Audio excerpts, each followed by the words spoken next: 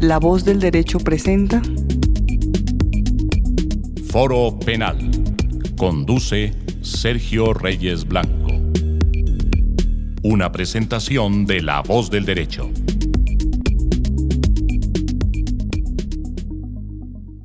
De nuevo en La Voz del Derecho, Foro Penal, hoy para discutir de un tema bastante actual y que desde que se incorporó el sistema penal acusatorio pues ha venido dando mucho de qué hablar. Y es lo que tiene que ver con los preacuerdos en este sistema de justicia premial. Y para conversar sobre el tema, hoy nos acompañan, como de costumbre, el doctor Daniel Largacha Torres, abogado penalista, reconocido litigante y profesor universitario, al igual que la doctora Carolina Gutiérrez de Piñeres, psicóloga forense, eh, muy conocida en el medio de la psicología y de la docencia, pues es investigadora y profesora universitaria. Y nos acompaña para el programa de hoy una persona que se dedica a una ciencia muy diferente a la que pronto estamos acostumbrados a invitar al programa, que son por lo general abogados. Nos acompaña un periodista, un comunicador social, es José Andrés González Gaitán. Él es comunicador social, periodista egresado de la Universidad Minuto de Dios, pero también es especialista en sistema penal oral acusatorio de la Universidad Católica. Con 13 años de experiencia en el manejo de medios de comunicación, ganador del premio al mejor investigador periodista, a la mejor investigación periodística que otorga la Corporación de Excelencia de la Justicia, que todos conocemos bien, esto en el año 2021. Y desde hace 8 años se viene desempeñando como investigador en asuntos judiciales y actualmente es periodista judicial del canal o de la cadena Caracol Radio. Entonces, para nosotros es muy importante que José Andrés haya aceptado la invitación que le hizo el doctor Daniel Largacha de acompañarnos en el programa de hoy para discutir sobre este tema que tiene bastantes aspectos jurídicos, pero también tiene una repercusión mediática bastante interesante, porque este tema siempre que se da en el escenario de las investigaciones o de los enjuiciamientos de connotación, pues genera reacciones en la sociedad. Y sobre este punto y sobre este tema, pues va a ser muy importante el aporte que José Andrés nos pueda brindar, además de los lineamientos que de la investigación periodística en el campo judicial se dan sobre la materia. Recientemente la Fiscalía General de la Nación emitió una nueva directiva en materia de preacuerdos, que es la Directiva 0010 del 10 de noviembre de 2023. Es la razón por la cual el doctor Daniel pues, nos hizo la sugerencia de que tocáramos este tema en el programa por lo interesante del mismo. Y cuando se incorpora en el sistema penal acusatorio, cuando se inicia la vigencia de la Ley 906 de 2004, fue uno de los aspectos que más reacciones tuvo, porque dentro del campo de la justicia premial, los preacuerdos, los principios de oportunidad, las rebajas por aceptación de cargos, empezaron a generar en cierta medida bastante atención y también movimiento jurisprudencial. Los choques que se presentaron en algunos momentos entre fiscalía, entre jueces, entre litigantes, porque aceptaciones de cargos se retrotraían o porque preacuerdos no se aprobaban o porque principios de oportunidad también tenían sus dificultades en el transcurso de la legalización correspondiente, pues fueron dando lugar a una constante, digamos, mirada por parte del ente encargado, que es la fiscalía, pues de llevar a cabo estas negociaciones, pero también la jurisprudencia fue moldeando y hay decisiones de la Corte Constitucional, decisiones de la Corte Suprema de Justicia en materia de cómo deben aplicarse, cuándo se deben dar las rebajas o no se deben dar las rebajas, y esto fue marcando también esa postura por parte de la Fiscalía General de la Nación de ir planteando unas directrices para que sus fiscales delegados pues tuviesen líneas al momento de entrar en estas negociaciones con la defensa o con el propio involucrado en la investigación penal, pero sin desconocer también el rol que deben tener las víctimas dentro de este escenario de negociación de preacuerdos. La víctima no puede ser un convidado de piedra, la víctima debe escucharse. Aún así, aunque su manifestación dentro de la negociación no tenga ninguna repercusión al momento de la decisión que se adopte. Bien ha fijado, si se ha establecido, pues puede la víctima interponer el recurso de apelación cuando no esté de acuerdo ya en la decisión judicial correspondiente, donde el juez le dé aprobación al mismo, pero dentro del campo de la negociación pues puede estar presente, pero su participación no va más allá de simplemente manifestar lo que a bien considere al respecto sin que ello tenga efecto final, que es otro aspecto que también creo que deberíamos pues de conversarlo porque pues la víctima es quien ha sufrido el perjuicio dentro del desarrollo de la conducta penal que se está investigando y que se pretende preacordar. Entonces, yo quiero que iniciemos hoy este tema de los preacuerdos, que es muy interesante y que esta directiva pues vuelve a ponerla en el escenario para el análisis, para el estudio. Allí se fijan unas líneas de aplicación de los preacuerdos y se pues, recurre obviamente a esos campos de los preacuerdos en donde no se puede preacordar, pues plantea, reitera, digamos, esas prohibiciones que todos conocemos porque vienen desde el mismo momento en que se plantea la ley 900 de 2004 y que se inicia con la vigencia en el 2005 y en el 2006 empiezan ya como a darse esos lineamientos que establecen prohibiciones, la ley 1098 del 2006, la ley 1121 del 2006, la primera, pues todos conocemos que es el código que maneja todo lo que tiene que ver con las prohibiciones para que se apliquen, digamos, los preacuerdos en el régimen penal de los adolescentes. Y lo propio con la ley 1121 del 2006 que establece las provisiones frente a los delitos de terrorismo, de financiación del terrorismo, de secuestro extorsivo y de la extorsión y conexos. Entonces, ahí ya, digamos, en ese escenario, además de la ley de 98, también frente a los delitos en donde son víctimas niños, niñas y adolescentes por la conducta de los delitos sexuales, el homicidio y las lesiones personales y el propio secuestro. Entonces, esas disposiciones, pues en su momento marcaron tendencia, sobre todo la ley 1121 y posteriormente la ley 1761 del 2015, que ya viene a incorporar la figura del feminicidio.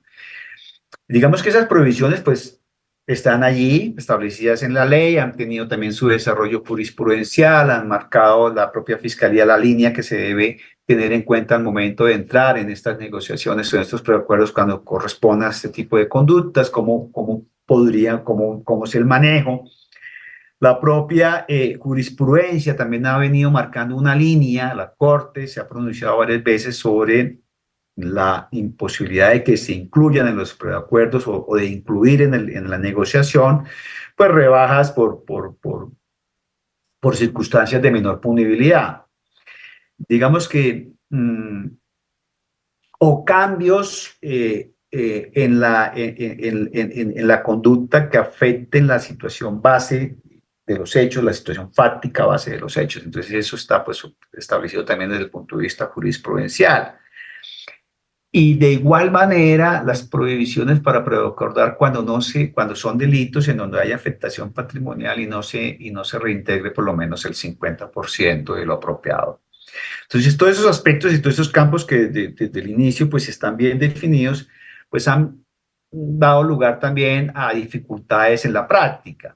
Y es la razón por la que la Fiscalía pues se ve también abocada a trazar lineamientos para ir despejando esas dificultades que se van presentando. Entonces yo quiero, doctor Daniel, desde su experticia, desde su experiencia, desde su visión académica, sé que usted es un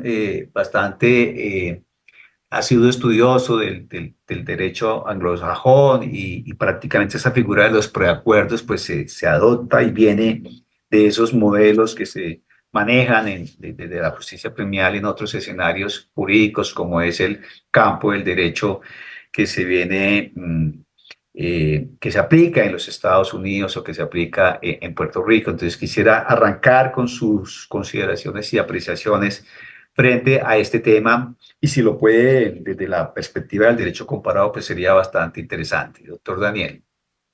Muchas gracias, Sergio, por esa presentación y por darme la oportunidad de pronunciarme.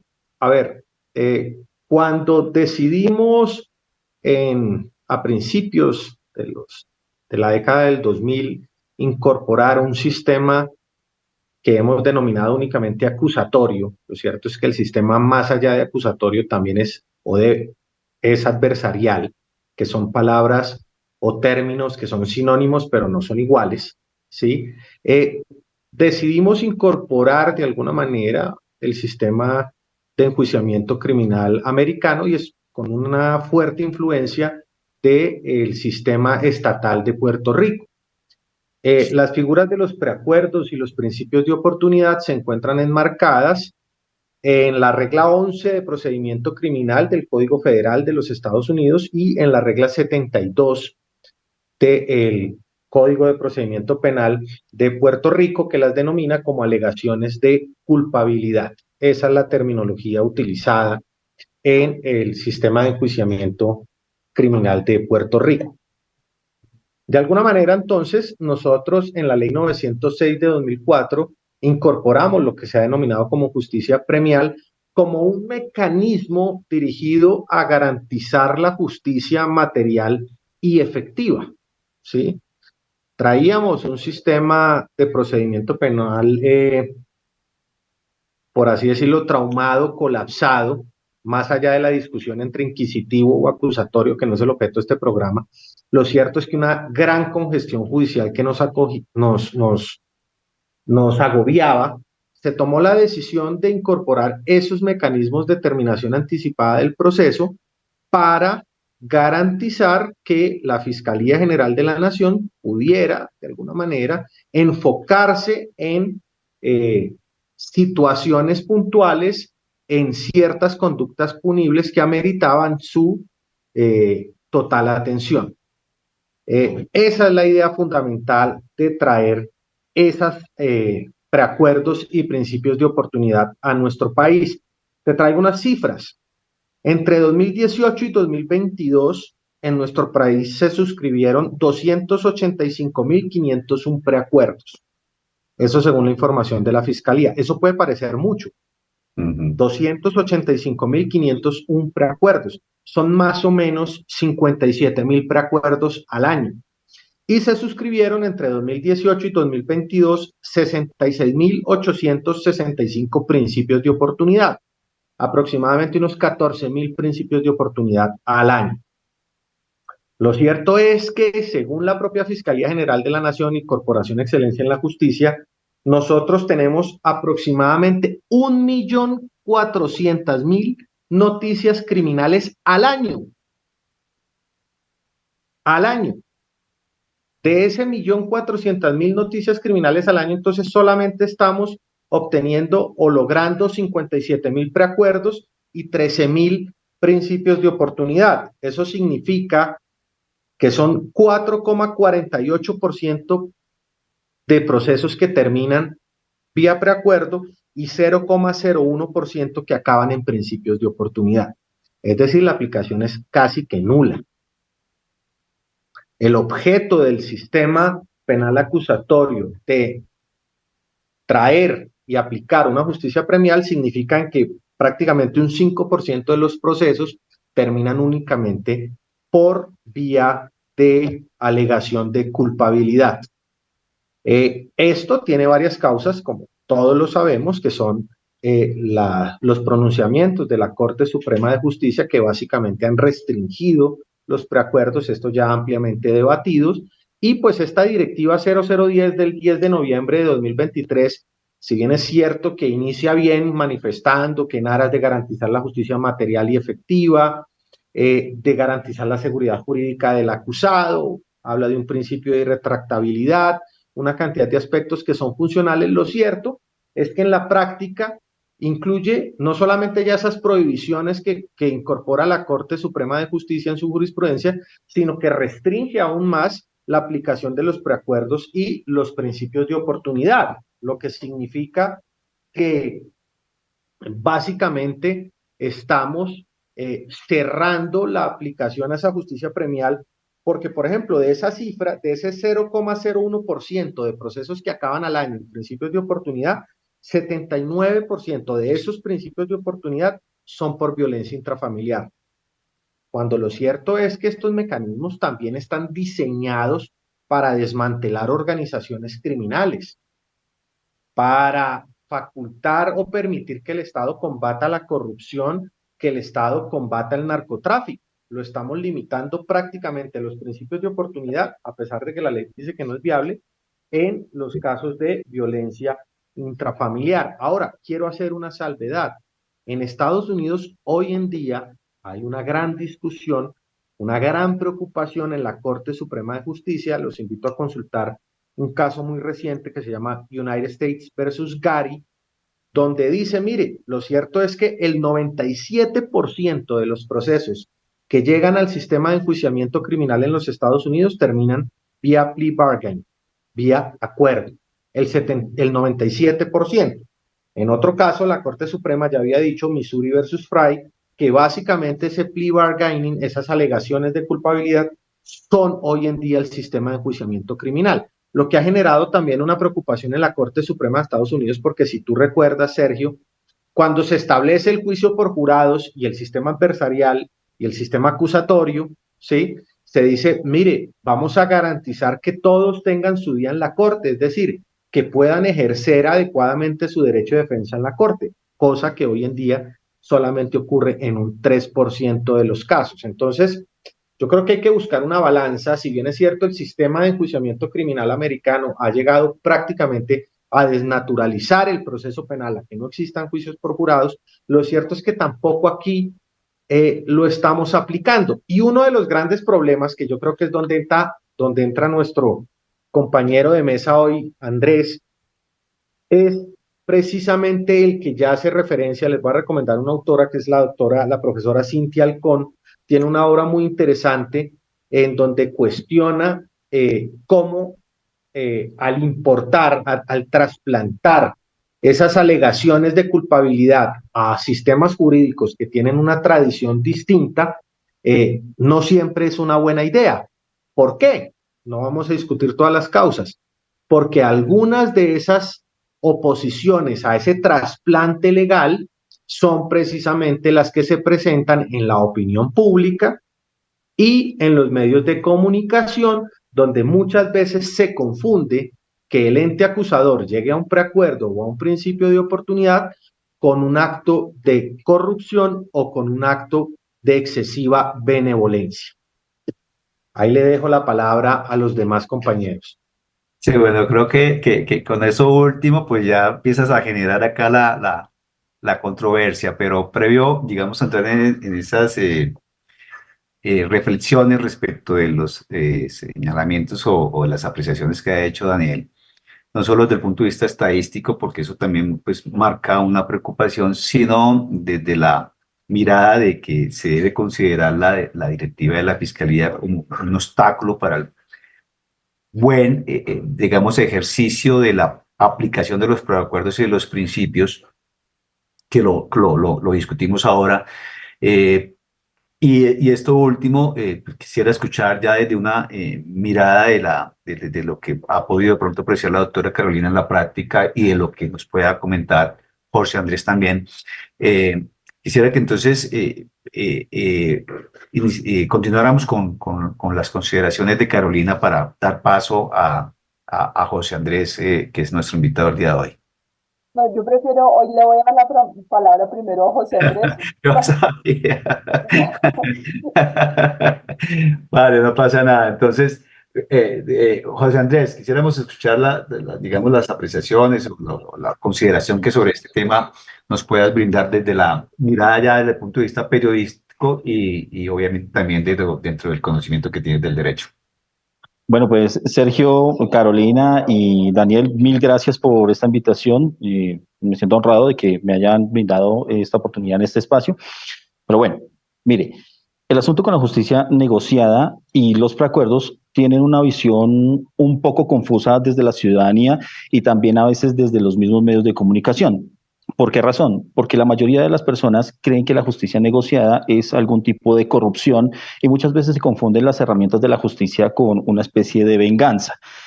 O incluso la ciudadanía también tiende a confundir o a pensar que arbitrariamente la justicia está flexibilizando todas sus herramientas y todo su poder judicial con el procesado que accede a este tipo de beneficio. ¿Y qué es lo que pasa aquí?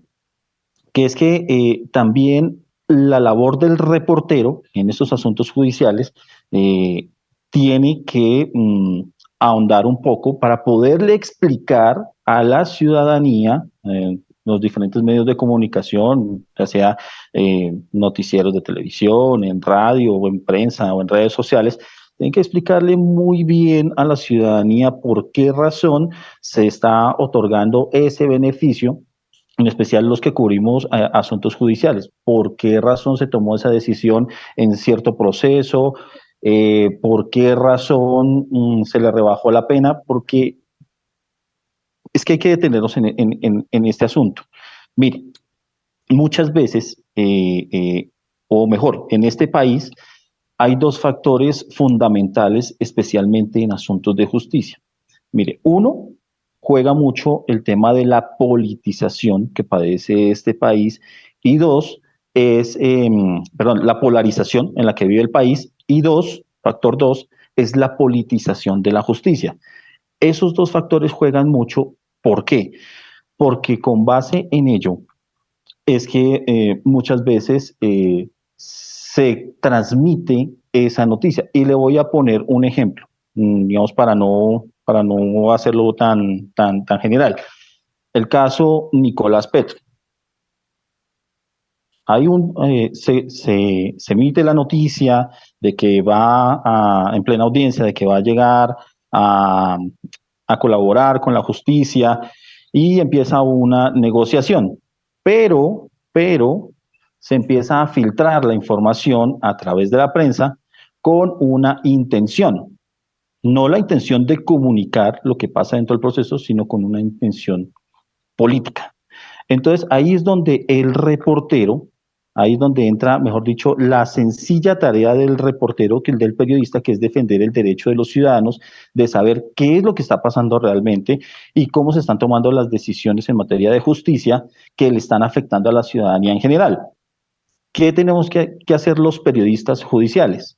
Ahondar en los procesos, bueno, siempre y cuando se permita, lo que se permita publicarse, porque pues también tenemos que hay una reserva procesal, pero la responsabilidad de los periodistas para transmitirle a la ciudadanía es comunicarle lo que exactamente está pasando dentro del proceso, sin caer en el juego de alguna parte procesal, de politizar la justicia o de caer en un ámbito de polarización que confunda más a la ciudadanía. Creo que en estos aspectos judiciales y jurídicos, y especialmente en estas o aspectos como la justicia negociada, creo que el periodista debe tener un papel muy importante de comunicar exactamente lo que pasa en el proceso judicial sin tomar partido de absolutamente nada, ni desligarse del proceso judicial. Sí, pero ese es el riesgo, digamos, que se tiene en los procesos de negociación cuando son situaciones muy mediáticas, como el caso que usted menciona. Uh-huh. Y hasta qué punto puede haber cierta responsabilidad de los medios en divulgar aspectos propios de la negociación, porque muchas veces también los preacuerdos o las negociaciones o la aplicación de los principios se torpedean es por esa información que se da a conocer.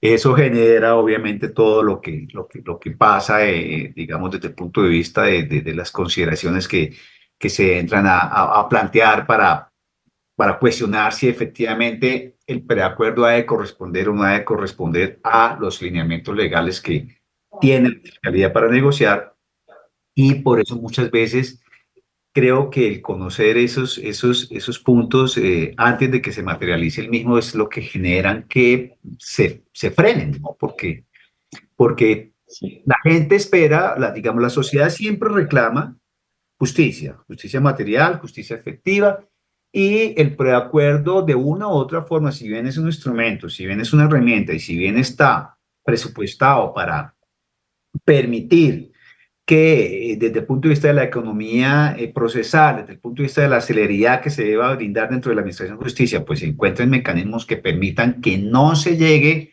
a finalizar el proceso porque se logra negociar, pues la Fiscalía debe hacerlo no solamente mirando los lineamientos que se plantean en la directiva, que Daniel conoce muy bien porque ya la ha estudiado, sino desde la perspectiva propia de la aplicación del concepto de justicia real y material. Porque si yo, Fiscalía, tengo absolutamente todos los elementos materiales de prueba, toda la evidencia física que me permiten en juicio demostrar la responsabilidad, no voy a tener ningún riesgo de perder en juicio porque tengo absolutamente no todo, porque tengo que estar a negociar. Si es que si yo, Fiscalía, teniendo todo el material de prueba y toda la evidencia física para demostrar una responsabilidad dentro del campo de una justicia real, pues no debo hacer uso de un preacuerdo simplemente porque me vengan a decir que debo preacordar, y de esa manera pues estoy haciéndole un beneficio a la Administración de Justicia porque voy a tener una celeridad y una economía procesal cuando las víctimas, cuando quienes están en el otro lado, pues están reclamando es justicia. Entonces, yo creo que ese campo no se mide, digamos, al momento de entrar a vializar si el preacuerdo debe corresponder o no debe corresponder, si debe aplicarse o no debe aplicarse, si se debe recurrir a la figura o no. Lo propio, bueno, el principio de oportunidad tiene otros elementos muy distintos, pero el preacuerdo es una negociación entre las partes. Y las negociaciones se dan cuando yo no cuento con suficientes elementos para poder tener éxito en la pretensión que tengo. Entonces, si yo, Fiscalía, no tengo las suficientes pruebas y usted, señor acusado, señor defensor, dentro de su defensa, no cuenta también con las suficientes pruebas, pues entremos y midamos cargas y miremos qué salida podemos tener desde el punto de vista de la justicia premial o negociada. Pero si yo estoy, lo mismo la fiscalía, lo mismo la defensa, si la defensa tiene todos los elementos para entrar a demostrar que de pronto lo que la fiscalía pretende no debe entrar a negociar tampoco. Entonces yo creo que esto es para ambos lados. Yo sé que aquí ya se ha despertado un poquito la polémica y veo a Daniela y a Carolina levantando mano, pues vamos a arrancar con las damas primero. Carolina. Bueno, no, yo los quería dejar hablar porque este es un tema como muy jurídico, y uno también tiene que saber cuáles son los límites en los que habla. A veces pero voy a decir como la parte de la psicología. Y aquí no voy a meterme solo con la psicología forense, sino con la psicología y la psicología jurídica. Desde la psicología forense, lo que ocurre muchas veces en los preacuerdos es que al perito, generalmente como yo, se le pide que analice la evidencia desde el punto de vista psicológico y diga si se puede controvertir, si puede haber realmente una controversia, si se puede mostrar lo contrario.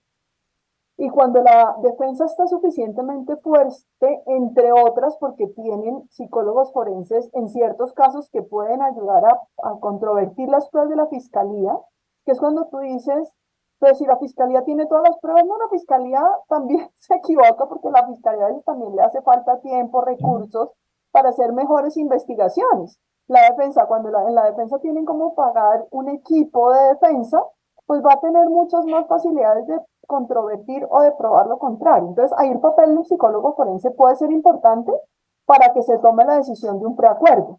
O sea, usted tiene esto, nosotros tenemos esto, creo, podría estar equivocada. Ustedes ahorita, sobre todo el doctor Daniel, dirá si estoy equivocado o no. Me ha pasado, digamos que en algunos casos con mi informe, lo que se entra es en ese punto, o con los informes de otros peritos, es lo que yo he visto.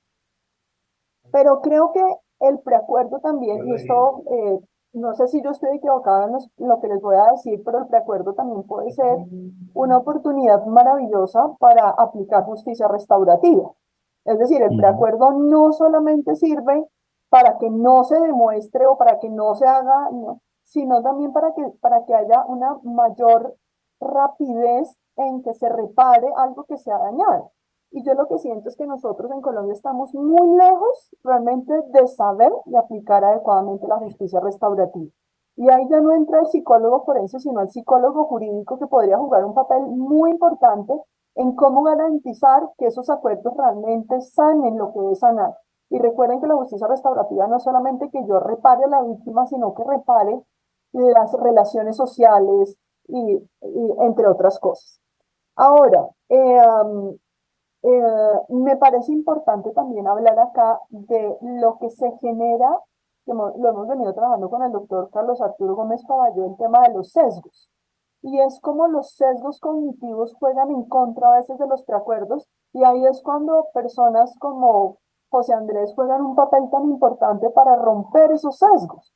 ¿Cuál es nuestro miedo frente a los preacuerdos? Es realmente el problema aquí es cuál es la comprensión que tengo de los preacuerdos. Si yo he generado un sesgo que el preacuerdo sirve para no hacer justicia, sino para esquivar la justicia, pues ahí yo estoy generando un impacto en la sociedad que va a ver el preacuerdo como algo negativo.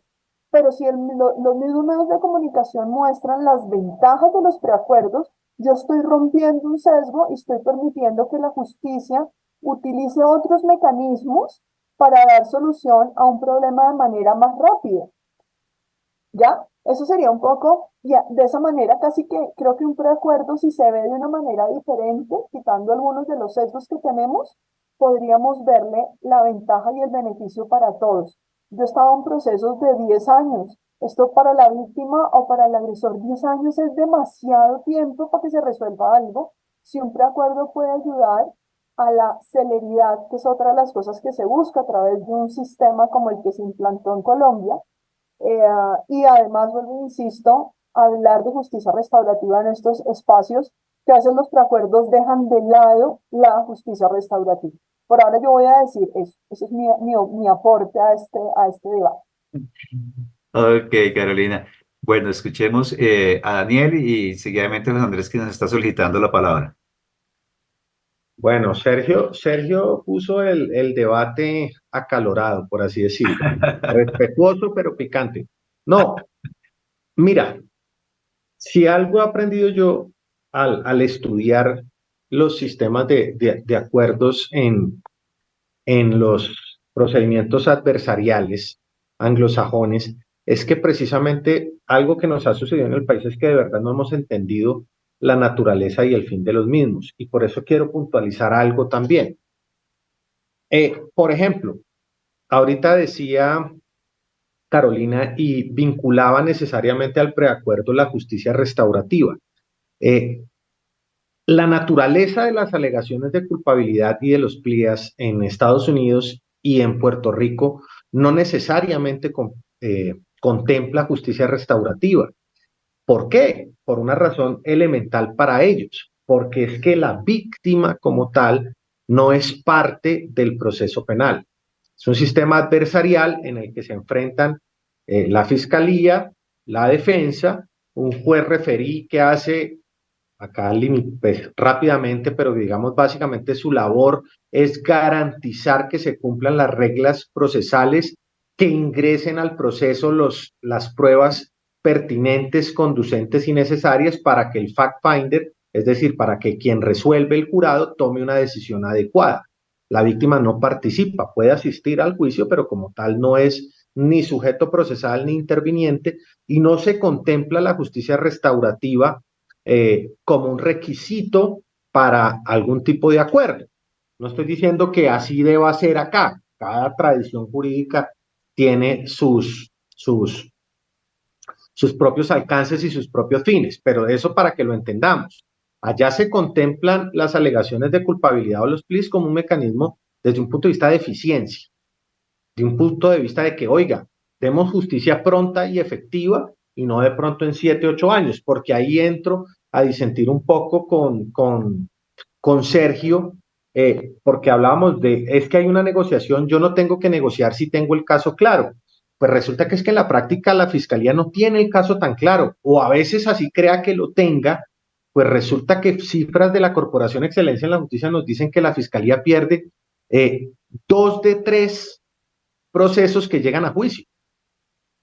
El 67% de los procesos que llegan a juicio los pierde el ente acusador. Ahora, yo creo que, por ejemplo, esta directiva 0010 y algunas de las actuaciones del legislativo al limitar los preacuerdos, ¿sí?, se deben a una ausencia de adecuada política criminal y a una ausencia de un entendimiento claro de lo que es un principio de oportunidad y es un preacuerdo. Y te voy a dar un ejemplo. Si tú vas a la directiva, encuentras una prohibición de suscribir preacuerdos en delitos graves contra niños, niñas y adolescentes. ¿Sí? Creo que es el numeral 10.2 o 10.3, si la memoria no me falla. Claro, en primer lugar uno dice, no, pero ¿cómo carajos usted le va a dar un beneficio a Garavito? Y yo creo que ese argumento en primera instancia lo compra todo el mundo y podrá decir, no, el doctor Largacha está loco. ¿Cómo van a poderse analizar o contemplar en determinados casos beneficios vía preacuerdo a un depredador sexual?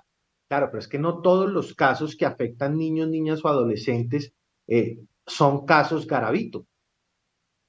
Le pongo un ejemplo. La Fiscalía captura, judicializa al miembro de una banda de trata de personas y es un miembro de un bajo nivel en esa organización criminal. Y resulta que ese señor, por más despreciable que podamos catalogarlo desde el punto de vista moral, ¿sí?, tiene información para desmantelar una banda de trata de personas que lleva niños desde Colombia a través del tapón del Darién a las Maras, a Estados Unidos, a China, y hay 150 menores en este momento cautivos por esa banda y que van a ser sujetos a una trata de personas. Entonces estamos limitando de pronto un beneficio. Oiga, sí, yo puedo ser condescendiente con usted, va a pagar una pena, hagámosla de hecho inclusive efectiva, privativa de la libertad, pero entrégueme información sobre esa banda. Entonces estamos limitando la justicia a un imperativo categórico moral, y ya nos vamos a meter con filosofía, por así decirlo, y de pronto estamos desconociendo beneficios o utilidades que nos puede traer un preacuerdo. Listo, yo no estoy diciendo que le demos un principio de oportunidad al señor absoluto y que le pongamos una medalla, pero entonces por enrancharnos en la retaliación, y no, le tenemos que meter 60 años a ese tipo, cadena perpetua, y si pueden fusílenlo, ¿sí? Vamos a dejar a una banda operar porque vamos a cerrarle la puerta a un beneficio, que creo yo que viene precisamente por ese desconocimiento, ¿sí? No sé qué opinen ustedes frente a ese planteamiento. José Andrés nos estaba solicitando el uso de la palabra, entonces vamos a escuchar primero a José Andrés. Bueno, hay algo que me llama mucho la atención que dijo Carolina y es la palabra sesgo al momento de publicar una noticia relacionada con un principio de oportunidad o un preacuerdo. Resulta que hay algo que es completamente inevitable en la sociedad y son los juicios paralelos. ¿Qué son los juicios paralelos? Que los procesos judiciales se trasladan a los medios de comunicación. ¿Pero por qué? Porque pues es completamente inevitable y la gente en general pues merece saber qué es lo que está pasando en asuntos judiciales del país. Pero ¿por qué me llama mucho la atención del sesgo? Lo que pasa es que en ese marco de los juicios paralelos, pues los medios de comunicación cumplimos con la función de publicar ciertas noticias, obviamente con el rigor que lo requiere, y aquí soy un fiel defensor o un acérrimo defensor de los medios de comunicación, porque nosotros al publicar una noticia relacionada con un proceso penal, pues a nosotros nos queda muy difícil controlar las masas, controlar el sesgo que tengan los diferentes sectores sociales en torno a dicho proceso. Entonces, si por la presión social se llega a caer un principio de oportunidad o un preacuerdo, pues no va a ser culpa del medio, La responsabilidad recae 100% es en la fiscalía y en las partes procesales que no llegaron a un acuerdo, pero de ninguna manera los medios de comunicación. Entonces, el sesgo no aplicaría para los periodistas, sino para la sociedad en general y la responsabilidad de evitar que ese sesgo o esa presión de la sociedad incurra o, mejor dicho, o destruya un proceso, pues eso recae en la misma fiscalía. Bueno, antes de entrar en lo que planteaba Daniel, quisiera sí hacer alguna consideración respecto a lo que señala José Andrés. Porque digamos que dentro del periodismo hay diferentes campos del periodismo y del ejercicio del periodismo como tal. Cuando hablaba de los juicios paralelos, obviamente está el derecho a informar, el derecho a mantener a la sociedad informada de lo que acontece en el acontecer, o valga la redundancia, en el desarrollo de los procesos como tal. Pero lo que sucede muchas veces es que en el ejercicio de esa actividad propia del periodismo, de informar, de mantener a la comunidad y a la sociedad informada, se termina generando opinión. Una cosa es el periodismo de opinión, el periodismo de investigación, y otra es el periodismo informativo. El campo en donde se debe ocupar el periodismo cuando se trata de desarrollo de procesos es periodismo informativo, es brindar una información de lo que se está presentando y lo que se está desarrollando dentro de un proceso penal. Pero cuando un medio de comunicación empieza a fijar línea interpretativa, empieza a opinar sobre responsabilidad, empieza a señalar, pues obviamente está ejerciendo una influencia en el colectivo que hace que las personas pues vayan también a asumir una postura de acuerdo a esa información que están recibiendo. Y ahí es donde yo creo que el periodismo ha fallado en ese aspecto, porque digamos que el proceso penal es algo bien delicado y hasta que no se conozcan las pruebas, pues no se sabe si realmente la persona es responsable o no responsable. Daniel señalaba hace un momento el caso de los delitos sexuales. El abusador, salió la denuncia de la madre que abusó al niño, que abusó al hijo, y los titulares, depredador, nuevamente otro depredador en la sociedad. Y resulta que después a futuro se demuestra probatoriamente que no era ningún depredador, sino que se trataba de unas circunstancias ajenas que dieron lugar a que esta mujer denunciara a este hombre y resulta que nunca abusó de la menor o del menor. Entonces, fíjense cómo el medio sí puede influir cuando no se asume, digamos, con la responsabilidad que corresponde el brindar una información a la sociedad, porque el periodismo informativo termina convirtiéndose en periodismo de opinión, en columna de opinión, y la columna de opinión está en otro escenario dentro del ejercicio del periodismo, como lo está el periodismo investigativo. Entonces creo que ahí sí de pronto puede haber cierta responsabilidad en los medios de comunicación cuando brindan información relacionada con procesos penales. Y respecto, digamos, a lo que señalaba Daniel en torno, digamos, a la fiscalía cuando debe asumir un preacuerdo digamos, para premiar una colaboración, pero digamos, para eso está el principio de oportunidad y es ahí donde debe aplicarse el principio de oportunidad en mi opinión. O sea, el preacuerdo es una forma que está dentro de la justicia penal, pero es un mecanismo, digamos, si está el preacuerdo, es para, digamos, acortar la vía procesal cuando existan ciertos elementos que puedan dar lugar a ello. Pero si es por colaboración, yo creo que el preacuerdo no debe brindarse por colaboración. El preacuerdo, por eso está el principio de oportunidad y las herramientas y los escenarios en donde se puede aplicar el principio de oportunidad. Es, digamos, y es la razón tal vez por la cual también la Corte en su momento pues afianzó toda la figura de lo que contempla, de lo que se contempla normativamente para la aplicación del preacuerdo respecto de la aceptación de cargos. Digamos, se aplican los mismos lineamientos. Las rebajas tienen que ir en igual sentido porque muchas veces las aceptaciones de cargos se hacían para evadir ciertas responsabilidades que se deben tener dentro del proceso también y que se buscaba era como una estrategia para eludir ese tipo de responsabilidades.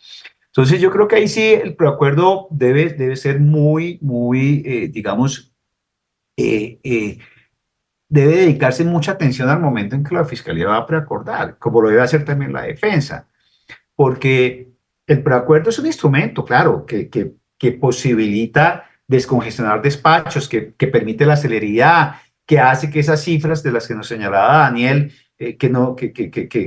pues de pronto pueden sonar bastante impactantes, pues que un 4.4% solamente se llega a preacuerdo, pues sí, es una cifra pequeña respecto de la cantidad de procesos que se presentan anualmente, pero realmente en todos los procesos es viable recurrir al preacuerdo y yo creo que ahí sí pues también tenemos que mirar qué es lo que realmente debe sumar a efectos de que la fiscalía entre a preacordar o a negociar. Y en qué escenarios, ¿no? Porque en la mayoría de ellos nunca es tenida en cuenta la víctima.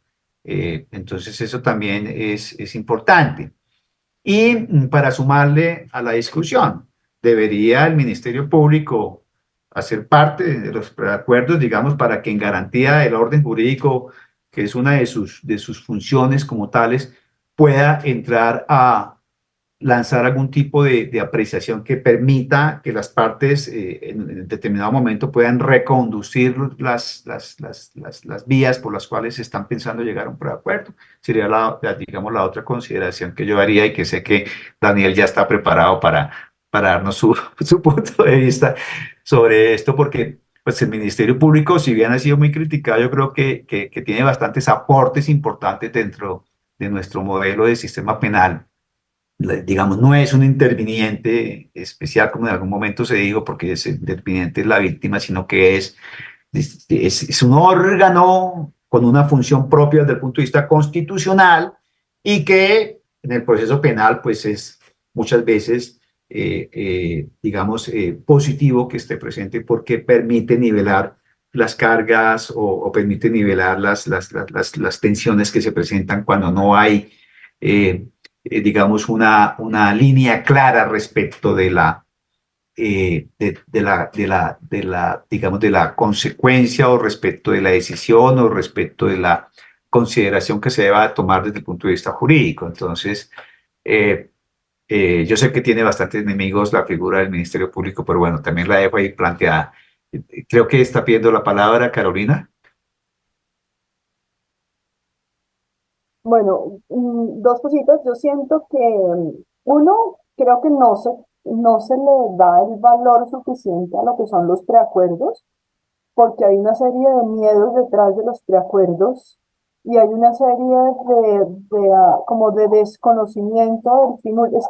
Siento que a veces en la sociedad puede pensar que un preacuerdo es no hacer justicia, porque la víctima no se va a exponer allá a contar su verdad sobre los hechos, sino que es un tema entre la fiscalía y la defensa y eso podría generar un tema eh, que podría impactar la opinión pública, pero el preacuerdo realmente podría tener muchos beneficios y ahí es cuando yo hablo de los sesgos. Yo tengo clarísimo que no son los medios de comunicación, de pronto yo me di a entender mal, los que generan los sesgos, pero creo que el papel de los medios de comunicación son importantes para, para disminuir el sesgo. O sea, un medio de comunicación responsable podría mostrar más los beneficios del preacuerdo, porque definitivamente hoy sabemos que para combatir los sesgos la única forma es hacer consciente el sesgo que tenemos. Si yo no hago consciente que tengo un sesgo, pues nunca lo voy a combatir. Y realmente ustedes saben que en los medios de comunicación, no los periodistas, la gente da su opinión desde el desconocimiento. Entonces yo escucho a un amigo que es abogado que da su opinión sobre un preacuerdo, entonces yo vengo y le comento a mis amigos mi opinión sobre la opinión del otro, pero no desde el conocimiento del derecho y el impacto en la justicia, sino desde el desconocimiento que la gente del común tiene sobre el preacuerdo. Yo siento que hay una responsabilidad de los medios de comunicación de mostrar cuál sería el beneficio para la víctima. De hecho, no exponer a la víctima, porque es que yo entiendo, puedo estar equivocada, pero en el preacuerdo no es que la persona quede inocente, no es que la persona se le archive el proceso, o sea, el preacuerdo llega cuando hay evidencia de que la persona tiene una participación y sirve para muchas cosas, pero no es que la persona sea declarada inocente. Y desde ahí, lo que estoy evitando también con un preacuerdo es exponer a la víctima a ser maltratada e inclusive en el inclusive ir a juicio y que sea controvertida y que los medios de comunicación también la expongan de una manera negativa. Entonces el preacuerdo también podría tener beneficios para la víctima, aunque no sea en ese momento el protagonista del proceso. Puedo estar equivocada, pero siento que hay que mostrar esos otros beneficios y los únicos que lo pueden hacer de una manera abierta son los periodistas, porque los jueces no salen a hablar en medios de comunicación sobre esto, los abogados, a excepción de nosotros que estamos participando acá, que tenemos este programa para decir lo que queramos, pero no todos los abogados tienen ni los psicólogos tienen la posibilidad de tener un programa donde puedan dar su opinión responsable y respetuosa sobre ciertos temas que le afectan a la justicia. Entonces, no sé, yo sí siento que los preacuerdos tienen muchos beneficios y que hay que dejar de ser tan apasionados cuando hablamos de los preacuerdos y hay que tomarlos como lo que son, como una opción dentro de la justicia para humanizar el proceso de justicia, para propiciar una eventual reparación integral si es que yo no es que diga que el preacuerdo incluye la justicia restaurativa, pero es una opción también donde se podría, aparte del principio de oportunidad, también dentro del preacuerdo podría invitarse a una justicia restaurativa, puede acelerar el proceso, pues tiene muchos beneficios que tal vez no los conocen y por eso salimos a opinar, no, es que esto es injusto para las víctimas y no sabemos ni siquiera lo que estamos diciendo.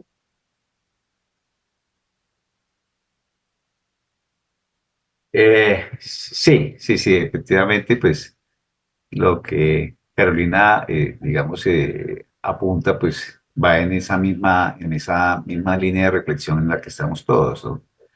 Sí, Digamos, respecto de la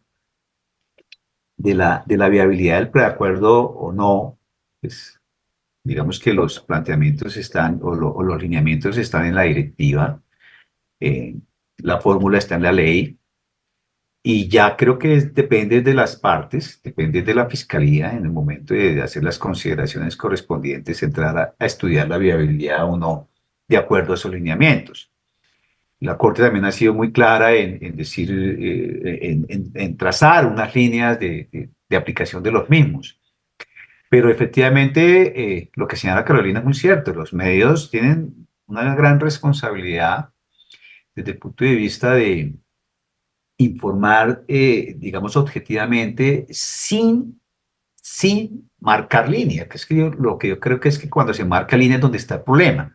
No sé, José Andrés, desde su visión como periodista, ¿qué nos puede aportar en eso?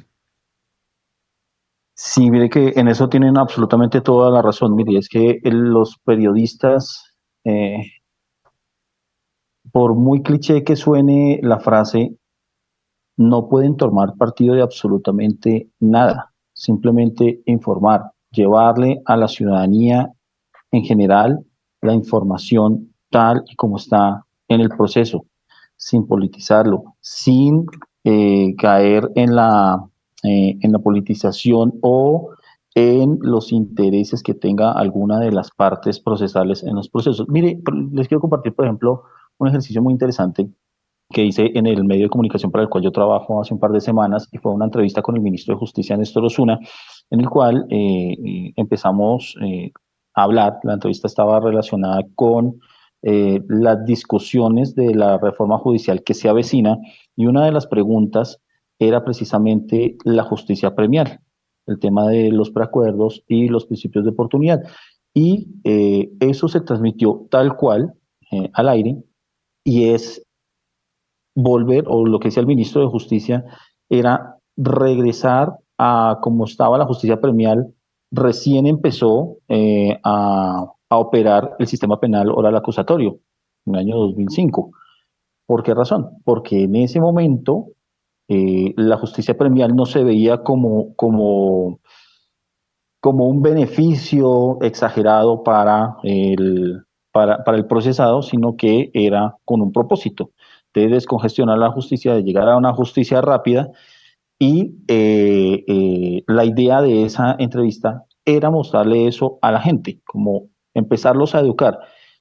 Y estoy de acuerdo en un punto que tiene Carolina, y es que los periodistas, sobre todo los periodistas judiciales, tenemos que empezar a tomar la tarea de educar a la gente, al ciudadano del común, que al momento de emitir una noticia, explicarle la razón, por qué razón, y también exaltar, digamos, que no es que haya impunidad al momento de publicar una noticia relacionada con un preacuerdo o con un principio de oportunidad, sino que por el contrario, mire, este tipo de beneficio que se le otorgó al procesado también está avalado por la víctima y también está avalado, que no va a quedar impune, sino que realmente hubo una justicia. Es una tarea bastante difícil que tenemos los periodistas, pero en el fondo creo que muchos de los judiciales que tenemos esa labor en este momento en el país, tratamos de hacerla, y es llevar la información sin sesgos de absolutamente nada, la información como es, y también es tratar de empezar de educar a la gente en torno a este tipo de figuras jurídicas que existen en la ley en Colombia. Sí, efectivamente, José Andrés, pero vamos, digamos que ese es lo difícil, ¿no? Poder, digamos que cumplir con esa finalidad, porque en la mayoría de los casos siempre se termina ese en línea contraria, pues marcando opinión. Y eso es lo que definitivamente hace daño. ¿Por qué? Porque los procesos penales terminan politizándose, terminan siempre teniendo un interés de parte, y los medios de comunicación, no es un desconocimiento, pues en Colombia están cooptados por los intereses económicos y por los grandes grupos que tienen una línea que marcan. Y eso influye, pero bueno, pero no vamos a entrar en esa discusión. Y Sí, quiero no, es otra discusión. a Daniel, ya desde el punto de vista de lo que concierne ya al desarrollo propio del preacuerdo frente a quienes deben intervenir en lo mismo. Yo planteaba la posibilidad de que hubiese un protagonismo mucho más proactivo por parte del Ministerio Público, que pues no está establecido normativamente que deba ser convocado al preacuerdo, pero creo que su participación sería bastante importante dentro del desarrollo de los mismos. Yo creería que no. Y por una razón, ¿sabe por qué? Porque es que Lo logré contar.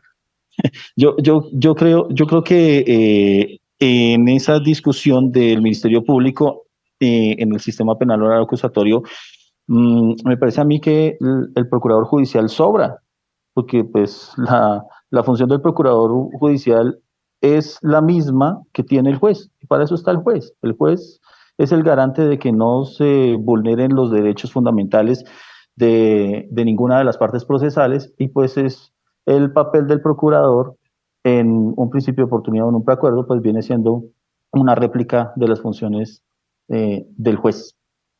Lo pienso yo así. Entonces yo sí soy partidario de que los funcionarios, de que los procuradores judiciales se conviertan en fiscales o en jueces y salgan de ese espacio, porque es una función duplicada. Pero bueno, esa es otra discusión, si es una función duplicada o si realmente es una garantía dentro del proceso penal, que yo camino más por esa tesis. Pero quisiera escuchar la visión de Daniel. No, a ver, veo que se nos está acabando el tiempo. Yo tenía dos temas como para cerrar mi intervención antes de entrar con lo de la Procuraduría. Voy a hacerlos todos muy corticos. Yo quiero volver a algo que conversamos hace unos momentos, y es lo siguiente. Y quiero retomar las palabras del señor ministro de Justicia, porque creo que él va por buen camino, el doctor Néstor Osuna. Mira, si tú miras la causal 14 del artículo 324, que establece las causales para aplicar el principio de oportunidad, tú encuentras en esa causal la solución al ejemplo que yo había dado, ¿sí? que es cuando la persecución penal de un delito comporte problemas sociales más significativos, siempre y cuando existe y se produzca una solución alternativa adecuada a los intereses de las víctimas. Tú podrías tratar de buscar solucionar algo que pasó frente a una víctima que ya tienes en concreto en el proceso para solucionar el problema de otras personas que también son víctimas. Pero ahí va el segundo punto, lo que es la política criminal, porque después de creada esa causal en el 2004, en la ley 906 de 2004, aparece la 1098 de 2006, que es el Código de Infancia y de Adolescencia, que prohíbe la aplicación del principio de oportunidad en los delitos contra niños, niñas y adolescentes y cuando afecten la formación, libertad e integridad sexual. Y la Corte Constitucional en la C 738 de 2008 consideró que esa restricción era válida en atención a la protección de los intereses del menor. Lo que pasa es que toda situación jurídica debe tener una doble mirada. Acá estamos diciendo, sí, los derechos de los menores son prevalentes, protejamos a este menor, pero no podemos llegar, creo yo, con tal imperativo a decir, yo protejo a este menor, pero entonces no puedo otorgar ningún beneficio, ni principio de oportunidad, ni preacuerdo, para de pronto salvaguardar a los otros menores. Yo creo que ahí la dialéctica de la discusión debería ser distinta. Ese era un punto. Y mira otro punto también que yo quería traer a colación y que yo creo que Carolina nos podría ayudar en algún momento de acá. Una gran discusión que hay en el derecho penal anglosajón es frente a la moralidad del preacuerdo, pero no la moralidad como la estamos enfocando nosotros desde la perspectiva de esa categoría filosófica de la justicia o de la víctima, sino frente al acusado. Uno de los grandes cuestionamientos a las alegaciones de culpabilidad es que en la mayoría de los casos quienes aceptan, hacen un plea, ¿sí? Quienes llegan a una alegación de culpabilidad lo hacen coaccionados por la presión del Estado, por enfrentarse a ese leviatán que le dice 3 cadenas perpetuas, 150 años o 20 años en un preacuerdo. Esa es una discusión muy interesante. ¿Cuántas veces la gente no puede llegar a aceptar un preacuerdo ante o la pena de muerte que existe en los Estados Unidos o la cadena perpetua con una acumulación además matemática, aritmética, no como sucede aquí que es jurídica, que es lo que en Estados Unidos algunos autores hablan como el trial penalty, que el que no acepta el preacuerdo tiene una condena hasta 4 veces superior que el que lo hizo. Entonces mira que allá discuten la moralidad también desde el punto de vista del defensor. Yo creo que eso acá no se ha abordado en Colombia. ¿Y qué puede sentir una persona cuando sufre esa presión? Eso desde el punto de vista de una psicóloga me parece supremamente interesante conocerlo. Frente al Ministerio Público, yo no soy enemigo de la Procuraduría General de la Nación, me parece que es una institución fundamental en el esquema del Estado de Derecho. Me parece que por allá Simón Bolívar y el Congreso Notable en 1821, cuando la establecen, tenían toda la razón de crearla. Lo que pasa es que yo creo que tiene otras funciones más importantes que estar en el proceso penal.